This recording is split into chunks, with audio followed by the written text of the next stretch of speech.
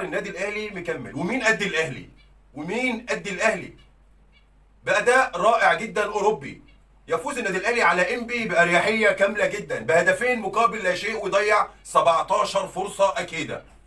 17 فرصه اكيده مؤكده. كتير كتير يا رجاله، كتير. 17 كوره ضايعه مهدره قدام الجون، وبنتعامل معاها بالبساطه دي او بعدم الاهتمام ده.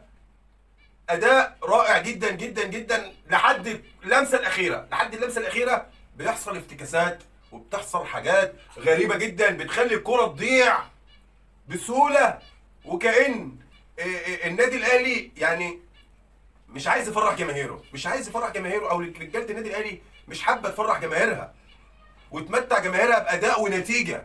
اداء 100 نتيجه مش 100. ليه؟ ليه ما بنهتمش باللمسه الاخيره؟ ليه ما بنهتمش بالكره وهي تتهادى لشباك المنافس؟ 2-0 ومضيعين 17 فرصه. كتير يا رجاله، 17 أكيد. فرصه. الاكيد اللي انا حابب اوصله لحضراتكم ان كولر استوى على نار هاديه، وسوى لاعيبته على نار هاديه، بحيث ان هم بلعوا الخطه كامله. يعني سلبوها كده بكوبايه، اكنه بيسقيهم كوبايه ميه فيها الخطه. كولر اللعيبه بتقوم بدورها على اكمل وجه، كأن كولر مفهمهم ومحفظهم كل لعبه بتتلعب، وكل خطوه بتتمشي في الملعب، وكل جاريه بتتجري في الملعب من كل لاعب، من كل لاعب في توقيت واحد. حاله تدوير كامله للكره. لازم الكره تعدي على كل مربع في الملعب قبل ما الهجمه تنتهي. يعني لو قلنا ياسر ابراهيم استلم، يديها لعلي، علي مروان لهاني، هاني المتولي، وهكذا. كل لاعب مكانه الكره بتروح له في مكانه. اداء جميل جدا جدا جدا من رجاله النادي الاهلي. لكن لسه اللمسه الاخيره مزعلانا رجاله شويه حبتين. اللمسه الاخيره والدنيا حلوه وسهله وبنوصل للجول. اداء بنوصل للجول، يبقى انتم عاملين اللي المدرب عايزه. طب يلا بقى كملوا جميلكم. احنا في نهائي افريقيا هنلعب على انصاف الفرص يا رجاله، انصاف الفرص. هل قدام الوداد، يعني لما يجي نلعب ماتش الوداد هيجي لنا الفرص دي كلها؟ مش معقول. احنا عايزين من نص فرصه نجيب جول، مش من 17 او من 20 فرصه نجيب جولين. 20 فرصه نجيب جولين كتير.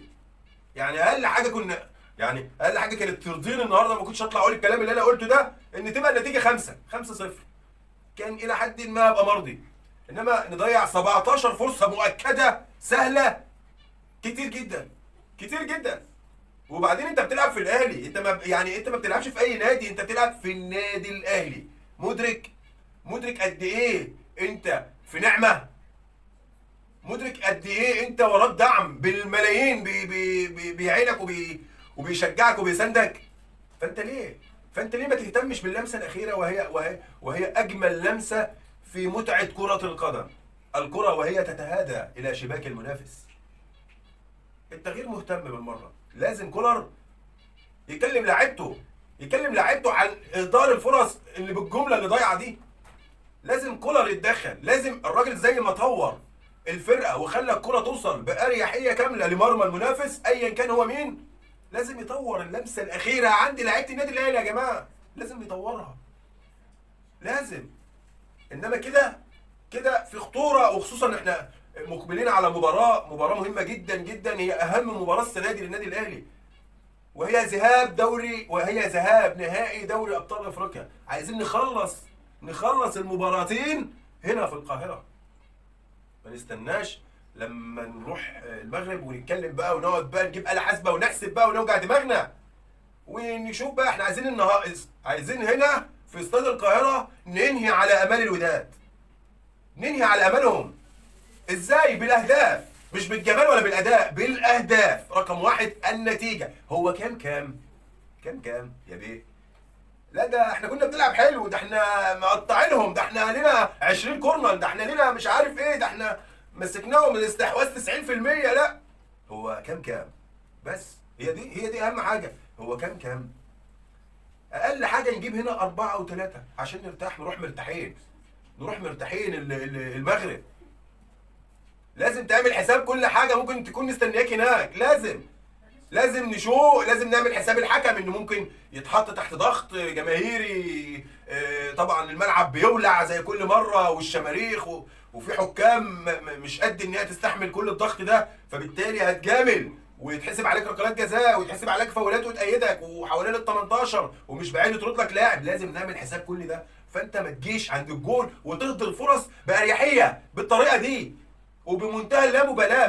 ما ينفعش. انت بتعمل كل حاجه حلوه في الملعب الا اللمسه الاخيره.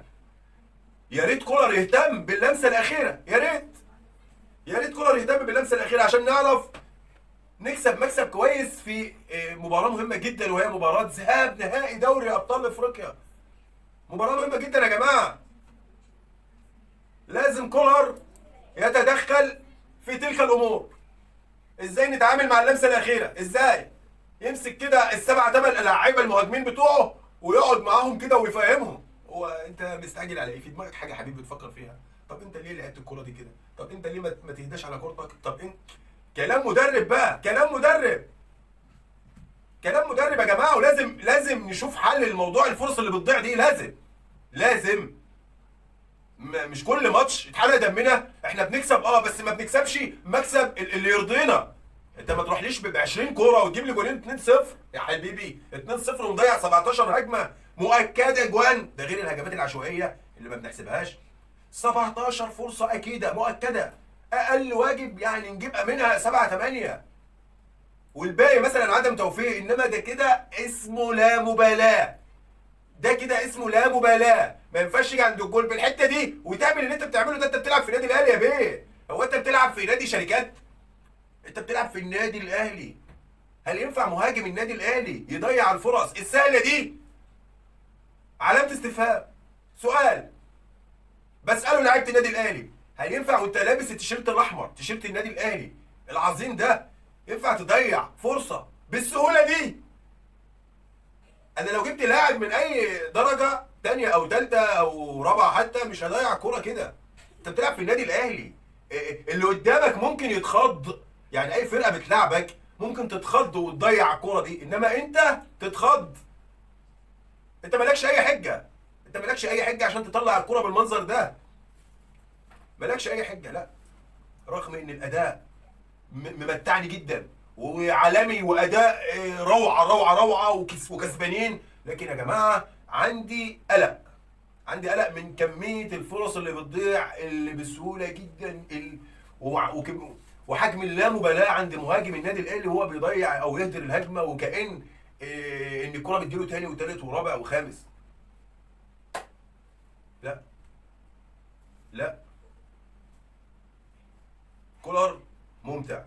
اداء ممتع في الملعب. خطه كولر واضحه جدا ومحدش يعني يدي ودانه بقى للناس اللي بتهجص وتطلع تهجص في الفضائيات وتقول لك كولر ده ارزقي وزيه زي موسيماني كل الكلام ده يا جماعه كلام فارغ.